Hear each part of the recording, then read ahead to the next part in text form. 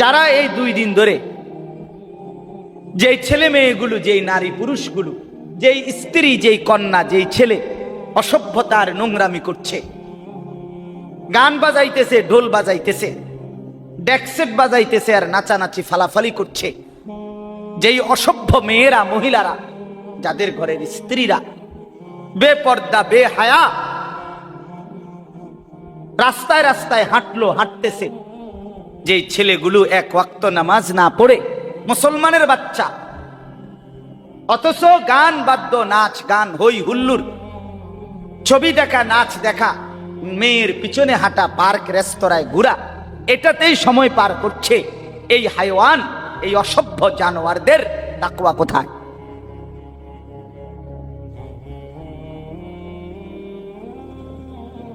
এই ঈদ, ঈদুল ফিতর, এই ঈদ রমজানের পরে এই ঈদ, কোরবানির ঈদের সময় ঈদ, এটা কি আপনার বাপের ঈদ? কি আপনার বাপে দিছে না? কথা বলেন না কেন? আপনার দাদাই দিছে না? এটা আপনাকে বংশের না? এটা আপনার নেতা, এটা আপনার দলের, এটা চেয়ারম্যানের, এটা এমপি সাহেবের, এটা প্রধানমন্ত্রী। তো যার দেওয়া ঈদ, তার উল্টো তার নাফরমানি করছে কোন সাহস? বলে ইনসাফ কি বলে? হাদিসের মধ্যে আছে, নবী সাল্লাল্লাহু আলাইহি ওয়াসাল্লাম মক্কা থেকে হিজরত করে মদিনায় আসছেন। এসে দেখছে মদিনার মানুষ বছরে 2 দিন আনন্দ ফুর্তি, খেল তামাশা, নাচ গান করে। নবীজি জিজ্ঞেস করছেন, মা হাদানিল ইয়াওমান, তোমাদের এই 2টা দিনে কি, মানে এরকম নাচ হোকা? কথা বুঝেন নাই? এরকম ফালাফালি লাফালাফি করো কা? এরকম গান বাদ্য ঢোল তবলা বাজাও কেন? নাচ গান করো কেন? কি কি তাই তোমাকে এই 2টা দিনে কি? তো ওরা বললেন, কুন্না নালআবু ফিল জাহিলিয়্যা, আমরা জাহিলি যুগে সব সময় এই 2 দিনে নাচ গান, খেলতাম, আশা, আনন্দ ফুর্তি করতাম, আগের থেকে এটা করে আসছি আমরা। আল্লাহ নবী সাল্লাল্লাহু আলাইহি ওয়াসাল্লাম তখন বললেন, এ খেয়াল করেন কথাটা, নবীজি কি বলছে আপনারা শুনতেছেন? তো কোনো হু হা তো করেন না, মাথেনো না, লড়েনো না, আসেনো না, কান্দেনো না, কিতা আসলে কিতা? মাশাআল্লাহ, মনোযোগ দিছে, যেটা উত্তর পাওয়া গেছে। আল্লাহ তাআলা তৌফিক দান করেন। তো বললাম, নবীজি সাল্লাল্লাহু আলাইহি ওয়াসাল্লাম তখন বললেন, ইন্নাল্লাহা কাদ আবদালাকুম বিহিমা খায়রাম মিনহুমা ইয়াউমাল আযহা ওয়া ইয়াউমাল ফিতর, নিশ্চয়ই আল্লাহ তোমাদের এই 2 দিনের পরিবর্তন করে দিয়েছেন তার চাইতে উত্তম 2টি দিনের মাধ্যমে। সেই 2টি দিন হলো ঈদুল আজহা এবং ঈদুল ফিতর। একটা হলো কোরবানির ঈদ, একটা হলো এই রোজা। তাহলে এখানে 2টা কথা আবারও খেয়াল করেন। 1 নাম্বার হলো, এই 2টা দিন আমাদের জন্য দিয়েছেন কে? ইন্নাল্লাহ, নিশ্চয় আল্লাহ দিয়েছেন। নবীজি বলছে, এটা তোমার বাপেও না, তোমার দাদারও না, তোমার বংশেরও না, তোমার নেতারও না, তোমার দলেরও না। 2 নাম্বার কথা হলো, নবীজি বলেন আবদালাকুম, পরিবর্তন করে দিয়েছেন আল্লাহ। তার মানে তোমাদের তামাশা, তোমাদের খেলাধুলা, তোমাদের ফুর্তি, তোমাদের নাচ গান, তোমাদের এই অসভ্যতা, এই হারাম, এই গুনাহটাকে বদলাইয়া দিছেন, দিয়া উত্তম 2টা দিন ইবাদত আমলের জন্য, আল্লাহর সন্তুষ্টি কামনার জন্য দিয়েছেন। তাহলে যদি ঈদের আনন্দ মানেই হয় ডেকসেট, গান বাদ্য, নাচ গান, ফুর্তি, এই নারী পুরুষ ছেলে মেয়ের এই মাতামাতি, অবাধ অসভ্যতা, এটাই যদি এটার অর্থ হয়, তো এটা বদলাইছে কি? তার বদলানোর দরকার কি? এটা তো আসিল। কথা বোঝেন নাই আপনি? ওরা তো এটা করতেই আসিল 2 দিন, তো আবার বদলানোর কি হয়েছে? তো নবী আবার এটা কি কইলেন যে আল্লাহ তোমার করে 2টা দিন বদলাইয়া তাতে উত্তম 2টা দিন, এটা কোনো দরকার আসিল না? এখন ঈদ মানে যদি আমাদের ছেলে মেয়েরা নাচবে, গাইবে, ডেকসেট বাজাবে আর বেপর্দা বেহায়ার অসভ্যতা করবে, এটাই যদি হয়, অর্থ, তো বদলাইবার কি, পরিবর্তনের কি দরকার হইল এখানে? আহা, এবার বলেন, আফসোসের ব্যাপার, যেটা বদলাবার জন্য আল্লাহ দিলেন আমরা সেটাই করছি, যেটা পরিবর্তন করে রসুল আল্লাহর পক্ষ থেকে শুনালেন আমরা তাতেই আবার লিপ্ত। আমরা সেই জাহিলিয়াতেই ফিরে গেলাম, আমরা সেই বেঈমানের আচরণেই ফিরে গেলাম, আমরা সেই মুশরিক মূর্তি পূজা করাকালীন তারা যা করত তাই ফিরে গেলাম। আমরা কি হলো, বলেন কি হলো আমাদের? আপনারা যদি সব নির্বাক বয়স্করা, মাঝ বয়সীরা, ঘরের বাবা ঘরের মা, অভিভাবক, আপনারা অবাক করে তাকায় আছেন, আপনারা কিছুই বলছেন না কেউ নিজের ছেলেকে, নিজের মেয়েকে, আপনারা স্বামীরা নিজেদের স্ত্রীকে বেপর্দা থেকে বাঁচাচ্ছেন না, তাহলে আপনাদের ভিতরে পৌরুষ কোথায়, সাহসিকতা কোথায়, আপনাদের ইসলাম কোথায়, আপনাদের আখেরাত কোথায়, আপনাদের পরকাল? এই যে সংসারের জন্য 60 বছরে এত কষ্ট করলেন, বিনিময়ে আখেরাতে কি পাবেন? যে স্ত্রী পর্দা করে না তার থেকে আপনি আখেরাতে কি পাবেন? যেই ছেলেটা নামাজ পড়ে না, যেই মেয়েটা বেপর্দা, তার থেকে আপনার পরকালের সম্বল কি? বলে অর্জনটা কি? কি পাবে? ইনসাফের সাথে বলে, ভেবে দেখেন, ভেবে দেখেন। প্রতিনিয়ত মুসলমানের ছেলে মেয়েরা আপনার গুনাহটাকেই আরো ডিজিটালাইজড করছে, নাফরমানিটাকেই, অসভ্যতাটাকেই ঈদের নামে, উৎসবের নামে আরো ডিজাইনেবল করছে। আগে রাস্তার মোড়ে মোড়ে ডেক্সেট বাজাইতো, এখন ডাইরেক্ট পিকআপ ভাড়া কইরা এর উপরে ডেক্সেট লইয়া এরপরে 18-20টা 30টা ছেলে একসাথে এটার ভিতরে লাফায়। এইটা কি? চান্দিনা থেকে ক্যান্টনমেন্টে চান্দিনা, কথার কথায় গাড়িটা যাইতেছে আইতেছে, যাইতেছে আইতেছে, পিকআপ আর হেতে লাফাইতে আছে এটার তালে, ডেক্সেটে ফুল সাউন্ডে গান বাজতেছে, হেতে না লাফাইতে আছে। আগে কোরবানির ঈদে পিকআপ দিয়া গরু টানে, আর রোজার ঈদে মানুষ নামের বলদ টানে। কথা বোঝেন? এই পিকআপ দিয়া কোরবানির ঈদে বলদ টানবে, আর রোজার ঈদে এই বলদ রে টানে। আজ থেকে 1 বছর আগে, মানে গত বছরের আগের বছর, বসির কোন বছর? ওই গত বছর আগের বছর, এই সফওয়ানের যে আমি কইছি না, গত বছরের আগের বছর, হ্যাঁ গত বছরের আগের বছর আমি এরকম রোজার ঈদের নামাজ পড়াইয়া আসতেছিলাম আমার গাড়িতে করে বাসার দিকে। তা আমার সাথে আমার ছোট ছেলে, আমার দোনো ছেলেই ছিল গাড়ি, আমার সাথে নামাজ পড়ছে। তা আমার ছোট ছেলে সফওয়ান, তার তখন 6 বছরের মতো হবে বয়স। তো সে গাড়িতে বসা, হঠাৎ আপনার এই হঠাৎ হেও আইতেছি, হঠাৎ দেখছে যে এই পিকআপের মধ্যে করে এই ডেক্সেটে ঈদের দিন এরকম অনেক ছেলে এরকম লাফাইতে আছে আর গান বাজতেছে। এত ছোট মানুষ, আমার ফুতে কইতেছে আবু আবু আবু এটা কিতা এরকম করে কাম। হেতে হঠাৎ অবাক হয়ে গেছে, মানে এরকম করতেছে কেন, এরা এরকম লাফাইতেছে কেন, হেতে বুঝছে না বিষয়টা কি। পরে আমি বললাম তারে, আব্বু তারারে আজকে সকালে কুত্তা কামড়াইছে। হ্যাঁ হ্যাঁ, আমার এই বয়ান আছে এখনো, গত বছরের আগের বয়ানটা এখনো নেটে আছে। তারারে মূলত আজকে সকালবেলা কুত্তা কামড়াইছে, কুত্তায় কামড়াইছে গুলারে। আর কুত্তার কামড়ে এখন সকালবেলা, আজকে ঈদের দিন, সমস্ত ডাক্তার ছুটিতে আছে, ফার্মেসিটিও বন্ধ, ওষুধ পাচ্ছে না, ডাক্তারও পাচ্ছে না, এই জন্য কুত্তার কামড়ে লাফাইতে আছে এখানে। এই ছাড়া আর কোনো কারণ নাই। এই মানুষরূপী জানোয়ার সে তার মুসলমানের পরিচয় ভুলে গেছে, সে তার ধর্মের পরিচয় ভুলে গেছে। অথচ ঈদ তোর বাপে দেয় নাই, তোর আল্লাহ দিছিল। ঈদ তোর নেতায় দেয় নাই বেটা, ঈদ তোর আল্লাহ দিছিল। তোর যদি আনন্দই করতে মন চায়, তুই যদি নাচতেই চাস, গাইতেই চাস, তুই যদি গান বাদ্য ঢোল বাজাইতেই চাও, নারী নিয়ে ফুর্তি করতে চাও, তুমি হাইওয়ান, খোদার ঈদের দিন করো কেন?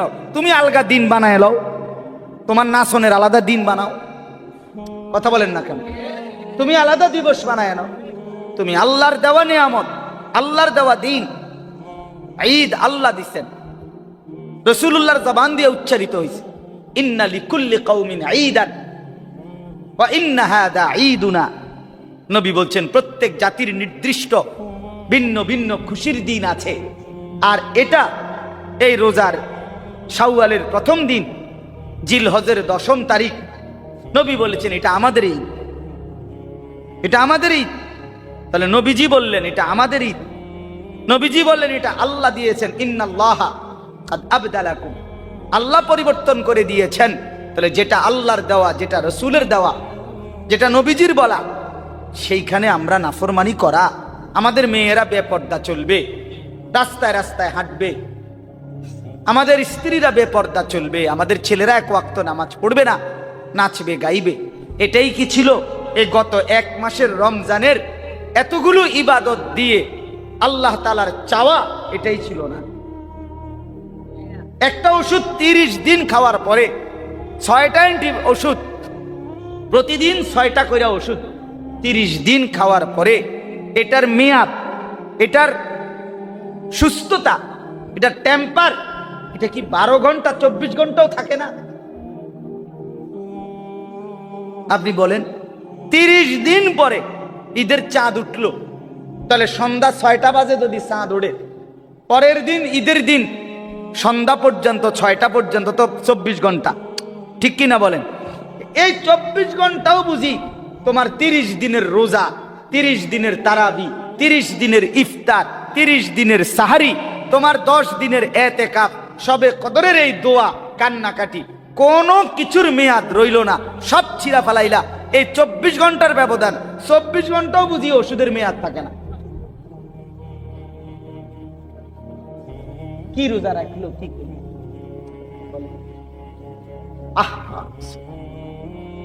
কেমনে বসে গেলেন টেলিভিশনের সামনে? ওই চাচারা কেমনে আবার শুরু করে দিলেন বিড়ি সিগারেট, কেমনে আবার শুরু করে দিলেন গালিগালাজ, কেমনে আবার শুরু করে দিলেন টেলিভিশনে নর্তকীর নাচ গান দেখ। আহা চাচা, আর কতগুলো রমজান দিলে আপনি বদলাবেন? আর কতটা সবে কদর দিলে আপনি বদলাবেন? বলেন। এইটাই আমার ওয়াজ, এটাই আমার বক্তব্য। এই যে কয়জন যুবক ছেলে আছো, তোমাদেরকেও বলি ভাইয়া, বলো আমার ভাই, ইনসাফের সাথে বলো মিয়া, যদি বিবেক থাকে, যদি মুসলমান মায়ের ঘরে জন্ম নিয়ে থাকে, তো বলো মিয়া, এই অসভ্যতার শেষ কথা, এই নাচ গান আর নর্তকী, জিনা ব্যভিচারের দৃশ্য দেখা, আর আমাদের এই মা মেয়েদের বেপর্দা চলার শেষ কথা, শেষ আসবে হয় আখিরাতে, নয়তো দুনিয়াতেই। যেদিন আল্লাহর গজব আসবে,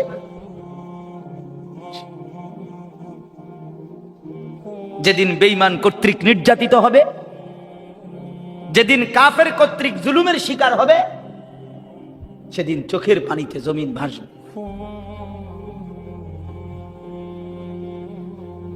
হ্যাঁ, রঙের গুড্ডি উড়াইতেছে সবাই, বাবার কষ্টের টাকা, অভিভাবকের কষ্টের উপার্জন, এইভাবে বাজি ফুটাইয়া, গান বাজায়া, ডেক্সেট বাজায়া সবকিছু করে শেষ করে দিতেছে। এই জন্য আমি বললাম লাআল্লাকুম তাত্তাকুন, আল্লাহ তাআলার প্রথম চাওয়া ছিল মাহে রমজান থেকে যে আমি তোমাদেরকে মুত্তাকি বানাবো, তাকওয়ার গুণ অর্জন হবে। আর তাকওয়া মানে অন্তরের ভিতরে মালাকা, যোগ্যতা আসা, যে যোগ্যতা আসলে গুনাহ ছেড়ে দিতে সহজ হয়, নেকামল করতে সহজ হয়, এইটাই আশাটা, এটা ছিল টার্গেট। এখন এটা যদি আমাদের অর্জিত না হয়, আমি যদি সেই আগের মতোই গুনায় অভ্যস্ত থাকি, কয়জনের সিদ্ধান্ত নিছেন যে আর মিথ্যা বলবেন না? কয়জনের সিদ্ধান্ত নিতে পারছেন বলেন যে আমি আর হারাম, সুদের লেনদেন, অবৈধ উপার্জন আর করব না? কয়জন নিজের স্ত্রী সন্তানের চরিত্র, পর্দা, এটার খবর নিলেন? সিদ্ধান্ত নিলেন, তাদের পরিবর্তন করাইলেন, করলেন, বা তারা হলো। এটা দেখেন, তাইলে না বুঝবেন রমজানের মাকসাদ অর্জিত হয়েছে কিনা। নাহলে শুধু উপাস রাখা, শুধু স্ত্রী থেকে আপনাকে বিচ্ছেদ করা, এটা মাকসাদ ছিল না। কোন ব্যক্তিকে তার স্ত্রী থেকে 1 মাস দূরে রাখা আল্লাহ তাআলার এটাই তো মূল ইচ্ছা রমজান দ্বারা, না? কোন ব্যক্তিকে খাদ্য পানীয় থেকে বিরত রাখা শুধু এটাই মূল উদ্দেশ্য আল্লাহর, না? যে না তোরে খানার কষ্ট দিমু, তোরে পানীয়র কষ্ট দেব, তোরে তোর স্ত্রী থেকে দূরে রাখে কষ্ট দেব, মানসিক যন্ত্রণা দেব, এটাই ছিল উদ্দেশ্য? এটা না, এটা তো মাকসাদ ছিল না। হালাল স্ত্রী তো হালাল, হালাল খাদ্য তো হালালি, হালাল পানীয় এটা তো হালালি। আল্লাহ তাআলা বলেন, আমি আল্লাহ তাআলা বৈধটুকু নির্দিষ্ট সময় পরিমাণ রমজানে নিষেধ করে আমি চেয়েছিলাম বৈধটুকু নিষেধ করে বৈধ জিনিস এটার থেকে বিরত থেকে অবৈধ যেগুলো সেগুলোর জীবাণু যেন তোমার থেকে চলে যায়, এটা ছিল টার্গেট। তোমারে মূলত মিষ্টি আর চিনি, তোমারে যে ডাক্তারে নিষেধ করছে মাকসাদ কি? মিষ্টি আর চিনি হলো মূলত হারাম, এই জন্য না? না না না, এটা তো বৈধ খাওয়া, কিন্তু আপনার শরীরে যে ডায়াবেটিসের জীবাণু আছে, আপনার শরীরে যে রোগের জীবাণু আছে, ওইটার থেকে আপনাকে সরানোর জন্য, বাঁচানোর জন্য বৈধ মিষ্টি, বৈধ চিনি এটা আপনারে নিষেধ করছে, যেন আপনার থেকে ওই রোগের জীবাণু কি করা যায়, সরানো।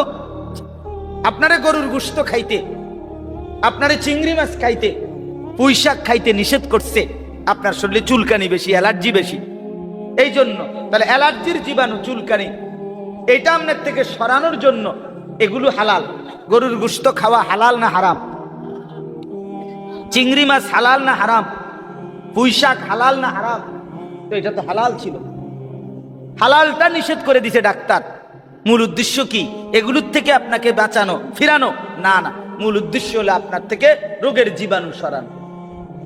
তো মূল আল্লাহ তাআলা তো রমজান দ্বারা চেয়েছিলেন, এটা উদ্দেশ্য তো ছিল বান্দা খাদ্য পানীয় স্ত্রী এটা তো হালাল ছিল, আমি সেটাই নিষেধ করছি যেন সুদের হারাম, ঘুষের হারাম, জিনার হারাম, ব্যভিচারের হারাম, গালিগালাজের হারাম, চুরি ডাকাতির হারাম, মদ জুয়া নেশার হারাম, এগুলো যেন তোমার থেকে সরে।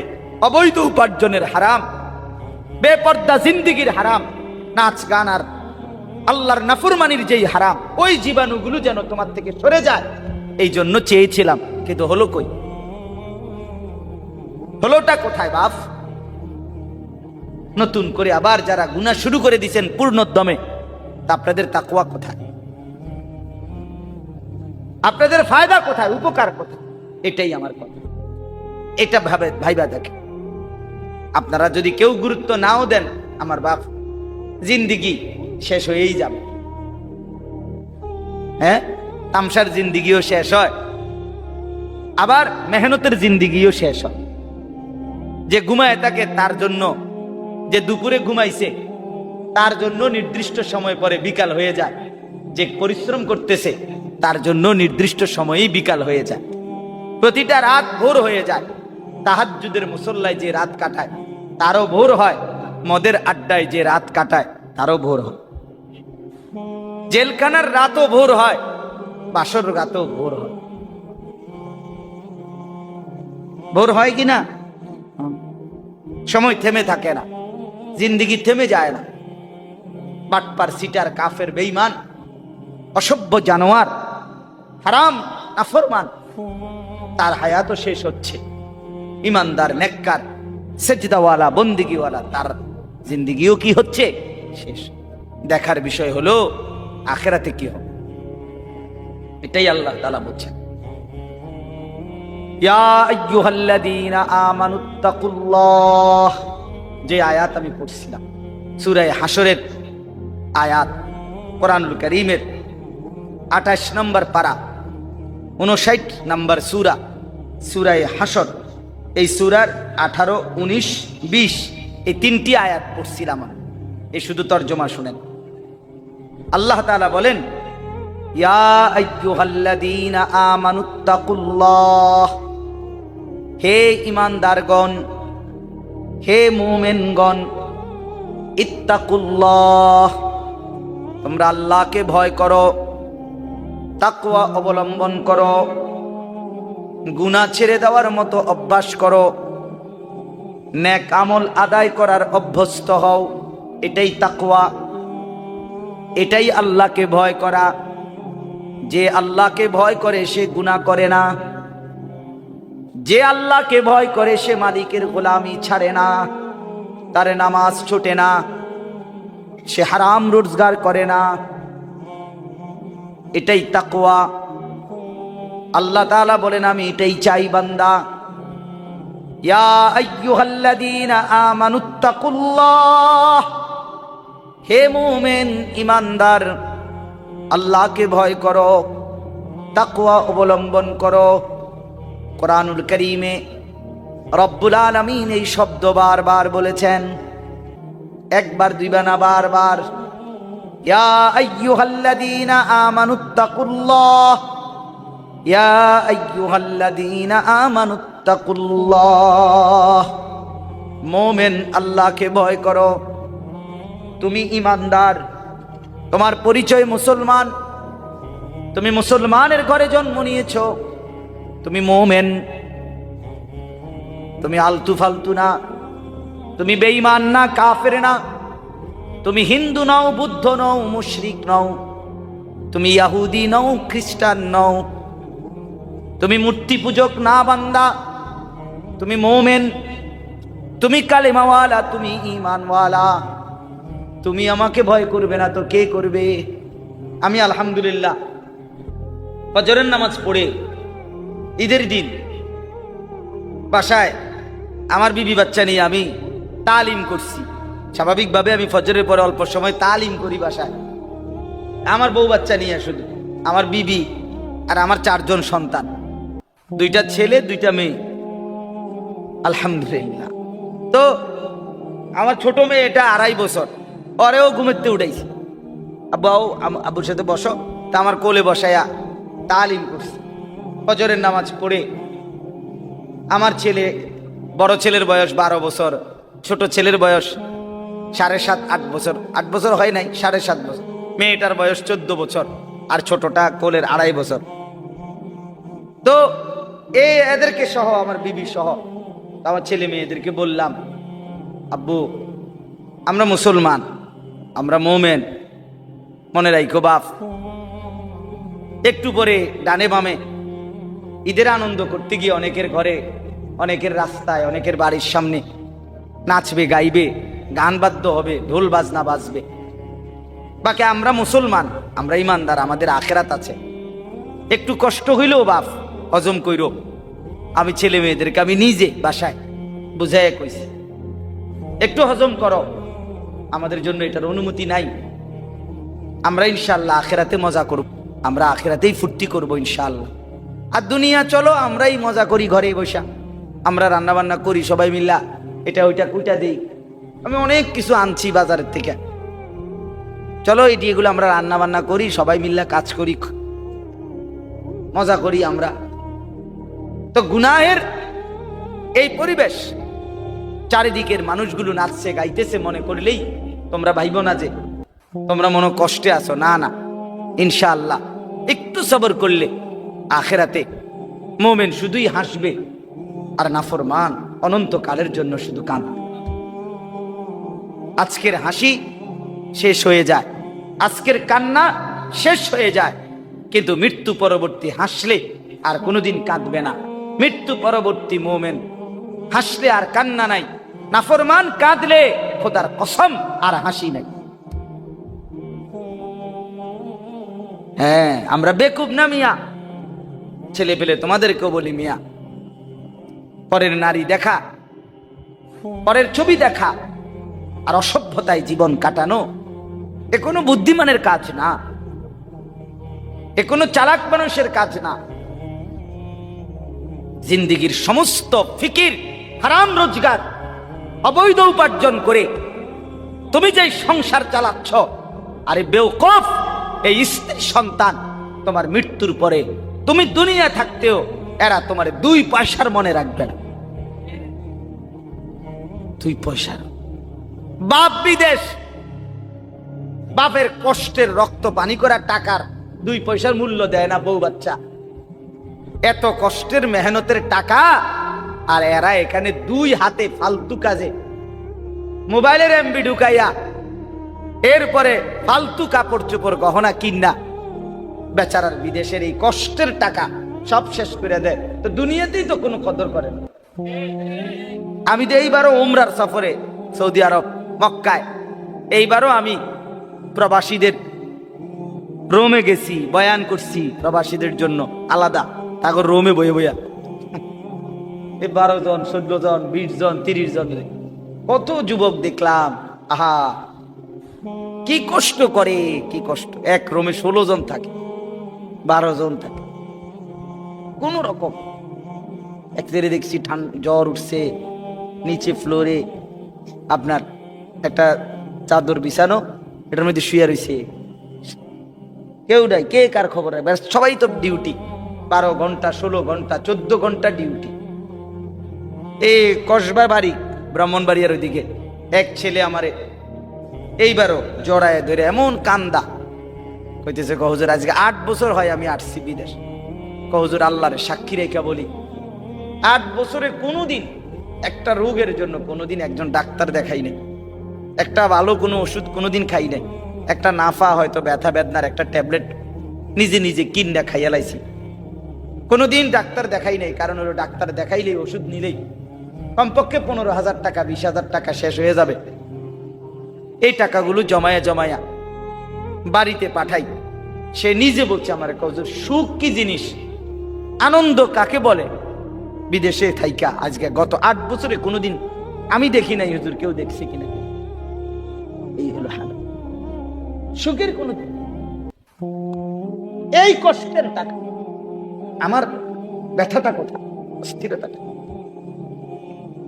সেই টাকা এই মহিলাটা কিভাবে উড়ে ফেলবে, সেই কষ্টের টাকাটা এই জানোয়ার ছেলে ঘন্টার পর ঘন্টা মোবাইলে উলঙ্গ ছবি দেখে তার বাবার এই রক্ত পানি করা টাকাটা শেষ করে দিত। আহা ঠিক করলি, ঠিক করলি বাপ, কামটা করলি। এই জন্য বললাম, আল্লাহ তাআলা বললেন ইয়া আইয়ুহাল্লাযীনা আমানুত্তাকুল্লাহ, হে মুমিন আল্লাহকে ভয় করো, গুনাহ বর্জন করো, নেক আমলে অভ্যস্ত হও। যদি বলি রব্বুল আলামিন, গুনাহ বর্জন করবার মতো শক্তি তো দরকার আমার তো নাই, নেক আমলে অভ্যস্ত হওয়ার শক্তি নাই।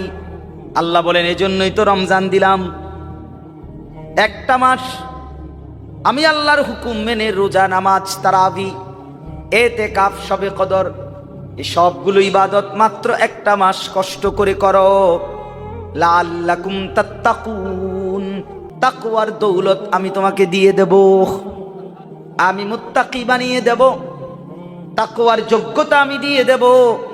এবার তুমি গুনাহও ছাড়তে পারবা, নেক আমলও করতে পারবা। সুবহানাল্লাহ। এই জন্য রমজানের সফলতা সার্থকতা তখনই যখন আমার আপনার মধ্যে এই তাকওয়া আসবে। গুনাহ ছাড়বার হিম্মত হলো কিনা সেটা বলবে, নাইলে কোনো লাভ। এই রমজান আসলো আর গেল, আপনার কোনো পরিবর্তনই হইল না, আপনি যেমন আছেন এমন, যেমন সিন্নি এমন বতর বতর, এমন হলে হইল না। এই জন্য আমরা দয়া করে ফিকির করি, নিজের জীবন গঠন করি। বাবারা আরেকটু যত্নবান হন, নিজের ছেলের দিকে নজর দেন, মেয়ের দিকে নজর দেন, স্ত্রীর দিকে নজর দেন। স্ত্রী সন্তান, বিশেষ করে নিজের মেয়ে এবং স্ত্রী বেপর্দা হওয়া, এটা আত্মমর্যাদাহীন পুরুষের পরিচয়। যেই পুরুষের গায়রত নাই, আমি সবসময় বলি, কারো যদি প্রেস্টিজে লাগে লাগো, আপনি প্রেস্টিজ দিয়ে লাইয়েন। কারো যদি মান সম্মানে লাগে, হ্যাঁ লাগো, আপনার মান সম্মান আসেনি, আপনি এটা লাগবে বেড়া। যার স্ত্রী বেপর্দা, যার মেয়ে বেপর্দা, এই লোক আত্মসম্মানহীন, আত্মমর্যাদাহীন পুরুষ, বেগায়রত, তার আত্মসম্মান নাই, নয়তো কাপুরুষ সে। এই কারণেই তার স্ত্রী মেয়ে বেপর, যে তাকে 2 পয়সার কেয়ার করে না। দূর বেটা, তোরে গনার ধরি না বেটা। হ্যাঁ, নাইলে এই ঈদের কেনাকাটা যত মহিলা করলো, মেয়ে করলো, আপনি আপনার মেয়ে, এই সমস্ত টাকা স্বামীর, সমস্ত টাকা বাবার, অথচ এই কষ্টের টাকার উনার রং চায় রাস্তার বখাটে, রাস্তার দুশ্চরিত্র। এটা কি কথা? এটা কেমন আত্মসম্মানহীন মানুষের কথা? এই জন্য দয়া করে ফিকির করে। আল্লাহ তাআলা বলছে, বল তানজুর নাফসুম মা কদ্দামাত লিগাদ। আমার বান্দা, খেয়াল করো আগামীকাল কিয়ামতের জন্য তুমি আজকের দুনিয়া থেকে কি পাঠাচ্ছ। এটাই তোমার আখিরাতের পুঁজি সংগ্রহের জায়গা। দুনিয়া, এখান থেকেই আখিরাতের জন্য পাঠাইতে হবে। মা কদ্দামাত, হিসাব করো আখিরাতের জন্য কি পাঠাইছ। ওয়াত্তাকুল্লাহ। এরপরে আল্লাহ আবার বলতেছেন, বান্দা আবারও বলছি, কথাটা ফেলে দিও না, আমাকেই ভয় করো, গুনাহ ছাড়ো, নেক আমলে অভ্যস্ত হও। ইন্নাল্লাহা খাবীরুম বিমা তা'মালুন।